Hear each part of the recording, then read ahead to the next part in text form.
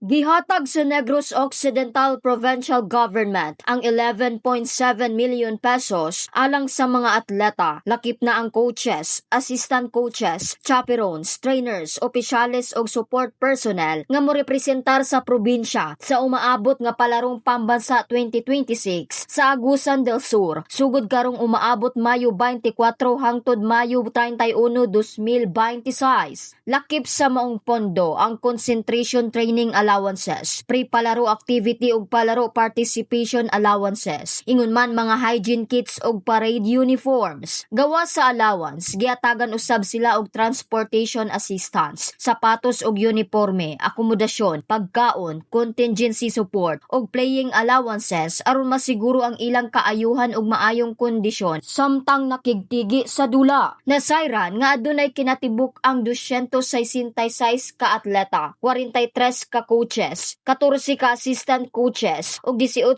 ka chaperones nga ang mobiyahe paingon sa Agusan del Sur alang sa maong nasudnong kompetisyon. Gidasig ni Governor Lacson ang mga atleta nga dili lang ang pagdaog og medalya ang itanom sa ilang huna-huna, kundili bitbiton usab ang mithi sa disiplina, pagpaubos, teamwork ug sportsmanship isip representante sa probinsya. Nagpasalamat usab ang gobernador sa mga coaches, trainers, magtutudlo, mga ginikanan ug support personnel sa ilang pasensya, sakripisyo ug walay huno nga paggiya sa pag-andam sa mga atleta. In the heart of changing lives, kini si Brigada Marlene Aranez Albia sa 89.3 Brigada News FM San Carlos, the Music and News Authority.